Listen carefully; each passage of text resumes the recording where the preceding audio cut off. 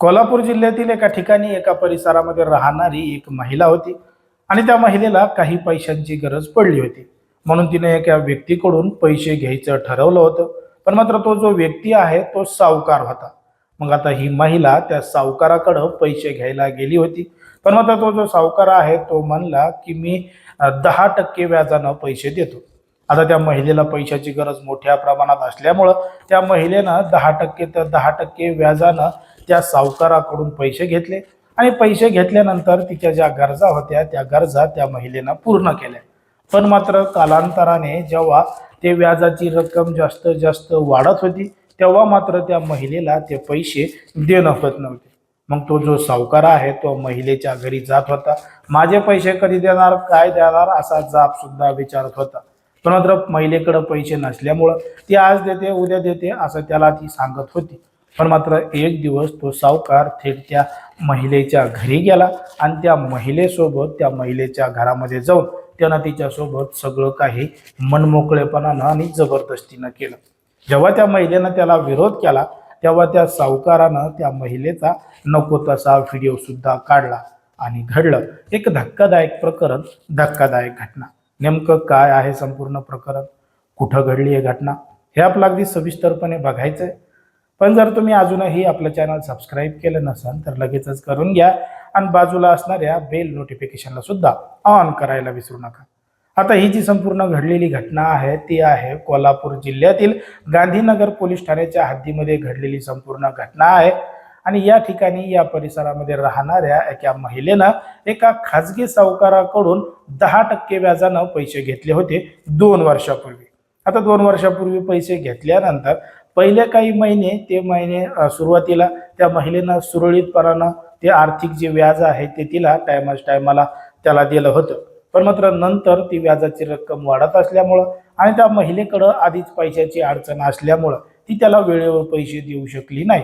म्हणून तो जो सावकार आहे त्या सावकाराला त्या महिलेचा राग एवढ्या मोठ्या प्रमाणात आला की तो आता तिला भांडू लागला. माझे पैसे कधी देणार, काय देणार असा जाब सुद्धा विचारू लागला. एक दिवस तो त्या महिलेच्या घरी गेला आणि त्या महिलेच्या घरी जाऊन जबरदस्ती त्या महिलेसोबत नको ते कृत्य केलं. मग हा सगळा प्रकार केल्यानंतर त्यांना त्या महिलेचा नको तसा व्हिडिओ काढला. आता व्हिडिओ व्हायरल करण्याची धमकी देऊन आणि व्याजाचे पैसे घेण्यासाठी सुद्धा तो तिच्यावर दबाव टाकत होता आणि तिला ब्लॅकमेल सुद्धा करत होता. बघता बघता तो प्रकार त्या ठिकाणी मोठ्या प्रमाणात वाढत होता.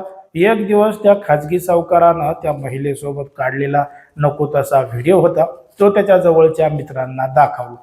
आता मित्रांना व्हिडिओ दाखवल्यानंतर या महिलेला ती बातमी समजली की यानं तो व्हिडिओ त्याच्या मित्रांना दाखवलेला आहे आणि त्याचा जाब तिनं त्या सावकाराला विचारला. तेव्हा त्याची तळपायाची आग मस्तकाला गेली. त्यानं त्या महिलेला आणि महिलेच्या नातेवाईकाला जबर मारहाण केली. आता मात्र त्या महिलेनं हे संपूर्ण प्रकरण सहन केलं नाही. तिनं तात्काळ जवळचं गांधीनगरचं पोलीस स्टेशन गाठलं, घडलेलं संपूर्ण प्रकरण सांगितलं आणि तक्रारीमध्ये सांगितलं की हा जो सावकार आहे तो एक कार चालक आहे. पण मात्र तो खाजगी सावकारी सुद्धा करतो आणि 10% व्याजानं पैसे देतो. त्यानं आत्तापर्यंत 200 ते 300 महिलांसोबत अशाच पद्धतीनं केला असल्याचा संशय त्या महिलेनं व्यक्त केलेला आहे आणि तक्रारीमध्ये सुद्धा सांगितलेलं आहे की तो महिलांना अशा पद्धतीनं व्याजानं पैसे देत होता आणि त्यांच्यासोबत अशा पद्धतीनं जबरदस्ती करत होता.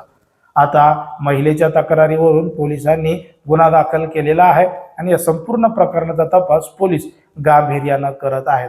पण मात्र सध्या समाजामध्ये, देशामध्ये आणि राज्यामध्ये कशा पद्धतीनं गुन्हेगारीचं प्रमाण वाढत चाललंय हे तुम्हाला या संपूर्ण प्रकरणावरून लक्षात आलेलं असेल. आता ज्या पद्धतीने हे संपूर्ण प्रकरण घडलंय त्याच्यावर तुम्हाला काय वाटतं हे अगदी स्पष्टपणे कमेंटमध्ये सांगा. कारण की कोणाच्याही भावना दुखवणं, कोणाचंही मन दुखवणं हा आपला उद्देश नाही. समाजामध्ये जे घडतंय आणि मीडियामध्ये जे दिसतंय तेच सांगायचं काम आपण ठिकाणी करत असतो. लोकांना सावध आणि सतर्क राहण्याचं सुद्धा आवाहन करत असतो.